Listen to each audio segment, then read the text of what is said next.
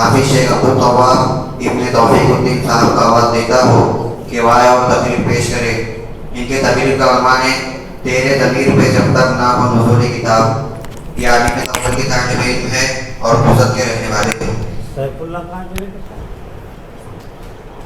السلام علیکم ورحمۃ اللہ وبرکاتہ۔ الحمد لله وكفى والصلاة والسلام على رسوله المصطفى أما بعد قال الله تعالى في القرآن المجيد والفرقان الحميد أعوذ بالله من الشيطان الرجيم بسم الله الرحمن الرحيم إنا عرضنا الأمانة على السماوات والأرض والجبال فأبين أن يحملنها وأشفقن منها وحملها الإنسان إنه كان ظلوما جهولا صدق الله العظيم۔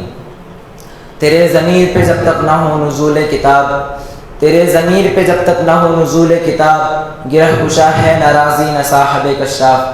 محترم معزز مفتی صاحب اور معزز اساتذہ کرام اور میرے تعلیمی سفر کے ساتھیوں، آج کی اس انجمن میں میری تقریر کا عنوان ہے تیرے ضمیر پہ جب تک نہ ہو نزول کتاب۔ دوستو، نباز فطرت شاعر مشرق علامہ اقبال رحمہ اللہ اپنے اس شعر میں پوری نوع انسانی کو یہ پیغام ابدی اور پیغام سرمدی دینا چاہتے ہیں کہ یہ قرآن کریم نوع انسانی کے لیے رشد و ہدایت اور صلاح و فلاح کی کتاب ہے۔ یہ کتاب ایک دستور حیات اور دستور العمل ہے اور مستقبل کی تعمیری نو کے لیے ایک لاہ عمل ہے۔ اسی لیے اللہ عز و جل نے قرآن کریم کے اندر ببانگ دہر یہ اعلان فرما دیا انا عرضنا الامانۃ علی السماوات والارض والجبال فابین ان یحملنها واشفقن منها وحملها الانسان، کہ ہم نے اس قرآن کریم کو اس لیے کہ ہم نے اس قرآن کریم کو آسمان و زمین اور پہاڑوں پر پیش کیا، لیکن سب نے اس کے بارگاہ کو برداشت کرنے سے انکار کر دیا، اور آخر میں یہ خاک کا پتلا یعنی انسان نے اس عظیم کتاب اور اس بارگاہ کو بآسانی قبول کر لیا۔ لہٰذا اے خدائے لم یزل کے رازداں، حرم کے پاسباں، ناموس ازل کے نگہباں، اس کے اولین مخاطب تم ہی ہو، تم ہی حاملین قرآن، وارثین انبیاء اور طالبان علم نبوت ہو۔ دوستو، آج ہمارے پاس اسلام کے خزانہ عامرہ میں، اسلام کی جھولی میں قرآن سے زیادہ طاقتور، مسیح نفس بلکہ حیات آفرین، انقلاب انگیز اور معجز نما کوئی چیز نہیں جس سے ہم طاقت حاصل کر سکے۔ ہمارے پاس طاقت کا جو سب سے بڑا سرمایہ ہے جس سے ہم دونوں جہان میں کامیاب ہو سکتے ہیں، وہ قرآن کریم ہی کا عظیم سرمایہ ہے۔ اسی لیے علامہ اقبال نے بھی برملا اس کا اظہار اپنے الفاظ میں کیا تیرے ضمیر پہ جب تک نہ ہو نزول کتاب۔ ضمیر پر اگر حکمرانی کسی چیز سے ہو سکتی ہے تو اسی قرآن سے ہو سکتی ہے، کتاب اللہ کی عظمت و پاکیزگی سے ہو سکتی ہے، اور اسی کو نسخہ کیمیا اور حرز جان بنا کر آج کے شیطان صفت حکمرانوں اور فرمانرواؤں کو للکار سکتے ہیں۔ اسی کے ذریعے سے دل کی دنیا بدل سکتی ہے اور دنیا کی کایا پلٹ سکتی ہے، جس کے ذریعے سے ہم زمین کی تہ سے آسمان کی بلندی تک پہنچ سکتے ہیں، تحت الثری سے سریا پر اپنا نشیمن بنا سکتے ہیں، کیونکہ یہ علامہ اقبال ہی کا نغمہ جاویداں ہے۔ پرے ہے چرغ نیلی فام سے منزل مسلمہ کی، ستارے جس کی گردراں ہوں وہ کارواں تو ہے، اور یہ شعر بھی ہمارا نقش حیات ہو۔ نہیں تیرا نشیمن قصر سلطانی کے گنبد پر، تو شاہی ہے بسیرا کر پہاڑوں کی چٹانوں پر۔ دوستو، وہ کیا ہے؟ وہ قرآن کریم ہے۔ قرآن کریم سے آج بھی وہ طاقت ابل رہی ہے، حیات آفر چشمے ابل رہے ہیں اور پھوٹ رہے ہیں۔ لہٰذا اب ہمیں کس چیز کا انتظار ہے؟ اٹھو اور خواب غفلت سے بیدار ہو کر دولت قرآن اور عظمت قرآن کو اپنا نقش بلند بنا کر میدان عمل میں قدم رکھو، اور قرآن کے اس حیات بخش پیغام کو پورے اعتماد اور پورے یقین کے ساتھ سنا دو۔ الف لام را کتاب انزلناہ الیک لتخرج الناس من الظلمات الی النور۔ ہم نے اس کتاب یعنی قرآن کریم کو اس لیے نازل کیا تاکہ آپ لوگوں کو تاریکی سے نکال کر روشنی کی طرف لے آئیں۔ دوستو، یہی وہ قرآن مقدس ہے جس کی حفاظت کا وعدہ خود خداوند قدوس نے لیتے ہوئے فرمایا انا نحن نزلنا الذکر وانا له لحافظون، کہ بے شک ہم نے اس کتاب کو نازل کیا اور ہم ہی اس کی حفاظت کرنے والے ہیں۔ اس قرآن مقدس کو جس عظیم ذات وحدہ لا شریک نے نازل کیا وہ ذات رب العالمین ہے۔ جس ذات پر نازل کیا گیا وہ ذات رحمت للعالمین ہے۔ جس کے ذریعے نازل کیا گیا وہ ذات روح الامین ہے۔ جس شہر میں نازل کیا گیا وہ شہر وحاذ البلد الامین ہے۔ یہ قرآن ہی تو ہے جس نے کنتم خیر امت اخرجت للناس کہہ کر ہمارے مقام کو بلند و بالا کیا، اور تأمرون بالمعروف وتنہون عن المنکر کہہ کر دعوت اصلاح کی ذمہ داری سونپی۔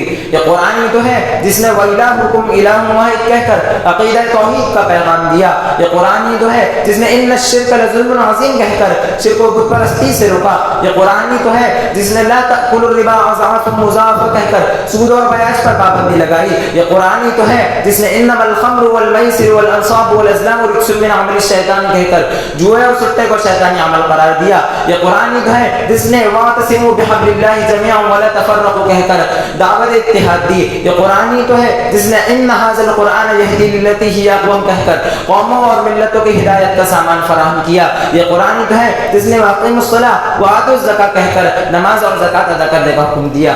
یہ قرآن ہی کا تو فیضان ہے جس نے عرب کے بددوؤں کو ضلالت و جہالت کی تاریکی سے نکال کر ہدایت کے اجالے میں لا کھڑا کیا، اور توحید و سنت اور امن و سلامتی کے چشمے صافی سے سیراب کیا، اور اصحاب النجوم کی مہر ثبت کر کے ہدایت کو روشن مینار بنا دیا۔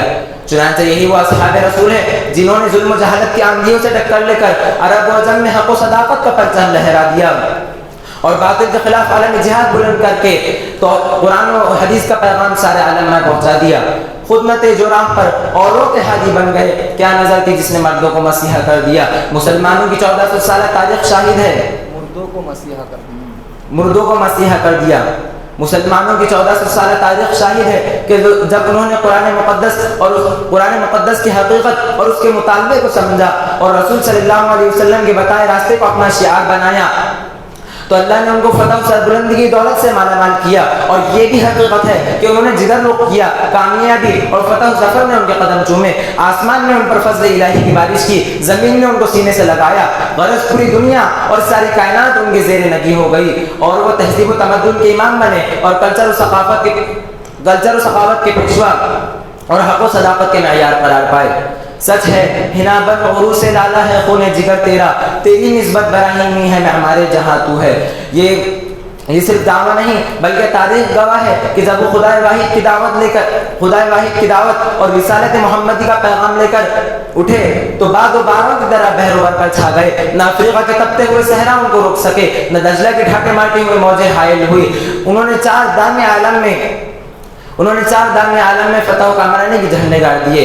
کیا خوب ترجمانی کے علامہ اقبال نے، شان آنکھوں میں نہ دشتی تھی جہاں داروں کی، کلمہ پڑھتے تھے ہم چھاؤں میں تلواروں کی، بالفاظ دیگر دشت تو دشت ہے دریا بھی نہ چھوڑے ہم نے، بحر ظلمات میں دوڑا دیے گھوڑے ہم نے، لیکن ہماری یہ شان و شوکت اس وقت تھی جب ہم قرآن کے بتائے طریقے پر عمل پیرا تھے اور اس کے احکامات پر کاربند تھے، اور اس وقت رسول صلی اللہ علیہ وسلم کو اپنا رہبر اور آئیڈیل سمجھا تھا۔ لیکن آج صورتحال یکسر بدل گئی ہے۔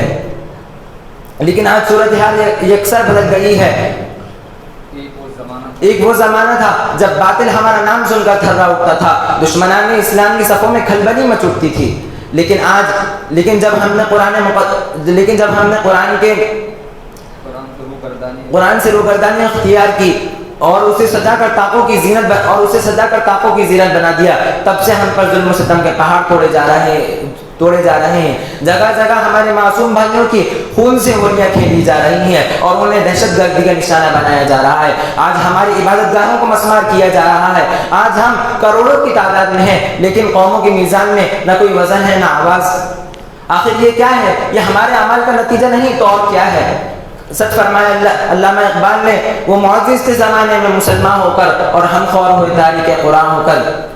مسلمانوں کی وہ عظیم الشان سلطنت جس کی طاقت و سطوت سے مغرب کے تاجدار مرعوب تھے، وہ باغ جسے عبد الرحمن اول کی جانشینوں سلطان صلاح الدین ایوبی اور طارق بن زیاد کے جاباز مجاہدوں میں صدیوں تک سینچا تھا، آج وہ خزاں کے آندھیوں کا سامنا کر رہا ہے۔